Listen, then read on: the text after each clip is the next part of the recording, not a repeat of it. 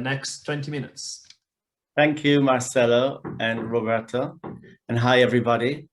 Thank you for this opportunity to finally talk to some people in the travel industry. I'm going to share a slideshow of pictures, which I hope will inspire you.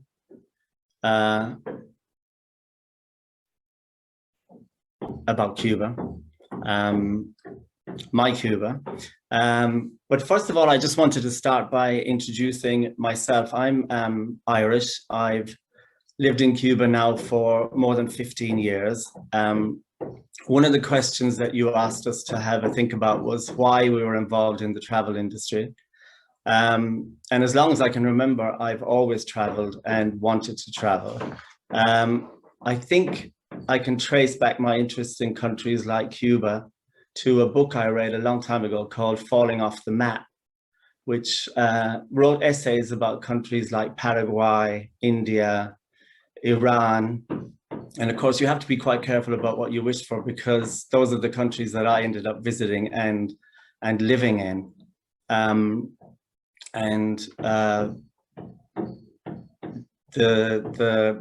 The longest I've stayed in one of those countries is in living for a year in Iran. Before I started to work in Cuba, I traveled there in 1988. I didn't particularly get grabbed by it, but went back to work in 2004. And since 2004, I've done a variety of jobs there before setting up a GMC in 2015. Just in time to catch the Obama wave, which took Cuba from being a little visited country to being overwhelmed by tourism. So we went from knowing Cuba as the kind of outsider country, sort of the secret preserve of Europeans and Canadians, to being completely overwhelmed by tourism for about 5 years, including cruise ships and a level of visiting that we just weren't prepared for. We obviously grew the business for 5 years and took advantage of that. Everybody in Cuba went from being quite sleepy to being very, very busy and trying to adapt to this new level of interest. And then at the end of 2019, one of the questions you asked in your way of presenting companies for this particular presentation was if there was a kind of a moment when we decided to look at the business and decide if it was how we felt about the business and if there was a moment in which we thought how we would change and if it's what we wanted to do going forward. And at the end of 2019, the 5 of us who are the main protagonists in the company decided that we were concerned about how much Cuba had changed, how much Havana had changed, and what we could do to preserve the Cuba that we knew from before the big opening with the American market in particular and the cruise market. Cuba is an interesting destination because we have had very little development, very little economic growth. And the result of that is that the country is pretty much untouched in terms of damage to the environment. So we have coral that's growing, we have rivers that are pretty clear and clean, and we have a society that doesn't really participate in the type of consumerism that you see everywhere else in the world. We just don't have advertising, we don't have lifestyle, we don't have supermarkets, we don't have shopping as a leisure activity. So we have a country that is pretty much undamaged, but obviously we're also at a critical moment where we have to make sure that the tourism that comes in keeps it that way. And that's actually quite difficult to do because already single-use plastics are having a huge impact in Cuba, and And we're concerned, obviously, to make sure that this pretty pristine environment that we have stays that way. So at the end of 2019, we had a look at our business and we decided that we needed to step back from this sort of continual growth. And we set up a company called Wild Cuba, which was principally interested in sustainability and connection with the local community, as well as benefiting the Cuban people from the tourism that comes in. Handily, in early 2020, the coronavirus came along, so we had a break, which was the break that we were looking for. And in the last year, we've really recalibrated the business to put in place as many parameters as we can to protect what Cuba has already had protected for the last 50 years. So one of the things that we're doing is we're working with a company called E-Collective from the UK. We've roped in a number of other travel agents, and we've also roped in many of the businesses that we work with in Cuba. And what we're doing is they're doing the carbon counting for us so that we can actually log on every single product that we sell what the carbon footprint for that product is. The second thing is, yes, I know that the slide has decided not to, oh, here we go. There we go. Sorry, I thought it was going to work automatically. So the E-Collective is a really new way of offering travel agents and DMCs the ability to pass on the information to clients and say, well, listen, this is your carbon footprint for this particular tour, for this particular hotel, for this particular product. And in that way, they can decide whether they want to stay in a private house, for example, that would have a lower carbon footprint than, say, a big 5-star hotel. So that's something that we're in process with at the moment. The second part of what we're doing is we're trying to empower the Cuban people that work for us and support private businesses in Cuba. So everybody who comes to Cuba with us gets a little welcome pack, which is really an introduction to 4 or 5 different companies, which are little startup companies in Cuba, where it could be somebody making cosmetics, or it could be somebody making fashion from used clothes. But these are all a small gesture on our part to introduce and help these companies to grow, and in that way support young entrepreneurs in Cuba. A third project that we have is a farm that we've purchased, again, with a group of young Cubans who are mountain bike specialists. It's a small farm outside of Havana. And we will work with one of the only NGOs in Cuba called the Núñez Jiménez Foundation. And they're a foundation dedicated to permaculture. And the farm will be converted from what it does right now, which is a dairy farm, through to a farm that's tilted more towards sustainability and permaculture. Our next door neighbor is a farmer who has converted his farm and a few other farms in the local area to again, permaculture, and is producing vegetarian food.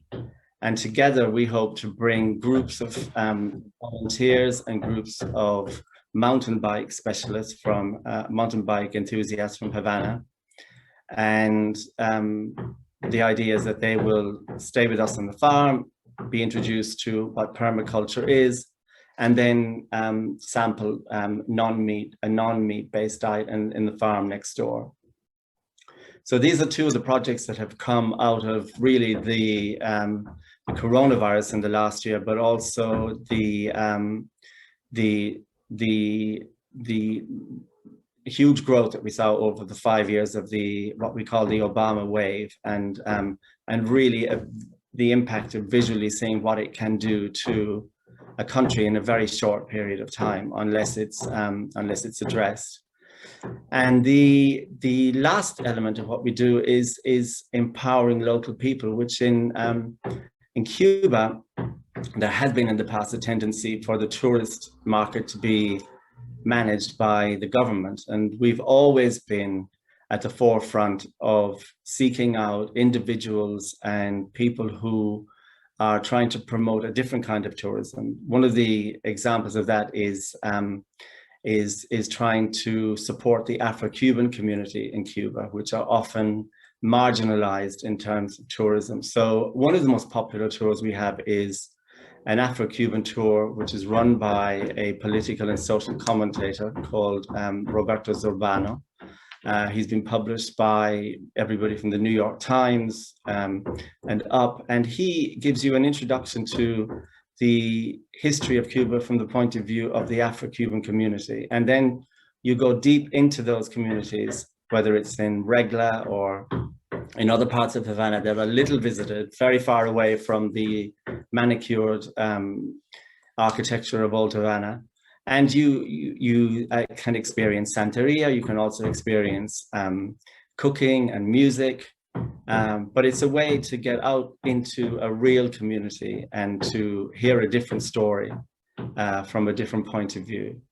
So those are the elements that we have been looking at over the past year. I mean, it's been a terrible year, obviously, but equally, you know, a lot of good can come out of it if it gives you time to experience what a pause is like and what you can do with that time to create a different kind of tourist product. So that's I'm going to fly through the slides, but that is the changes that we've made over the last year. And one of the questions you asked was, you know, was there a kind of a big moment in the history of our company which made us go in a different direction? And I would say the two things are, one is the visual impact of seeing what big tourism can do, which we saw very quickly in Cuba over the 5 years after the opening up, and then also the coronavirus, obviously, of the last year, which took a lot of the shock out of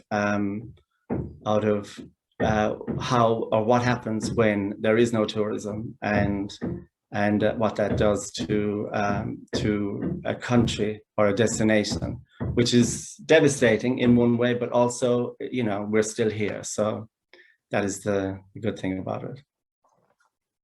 So thank you very much. If anybody's got any questions, I would be very happy to answer them. Thank you very much. I'd like to quickly tell us about how is the COVID situation in Cuba, just to share. Well, it's very concentrated on Havana, which is obviously the kind of area that's very difficult to control. It's still very, very low numbers, and they're a little bit devastated because they did so well last year with the initial lockdown and had just tiny numbers. I think it was, most days it was below sort of 10 infections. We're at about 1,000 infections a day, with about between 5 and 10 fatalities a day, which is still incredibly low. I think that we're way down the world list in terms of percentage of infections and percentage of fatalities compared to the well, our next door neighbor, for example. And we're vaccinating this month, and we have 2 vaccines which are produced in Cuba. It's the only public health service in the world to produce a vaccine, not a vaccine from a private business. That's the Soberana? It's Soberana and Abdala. There are 2.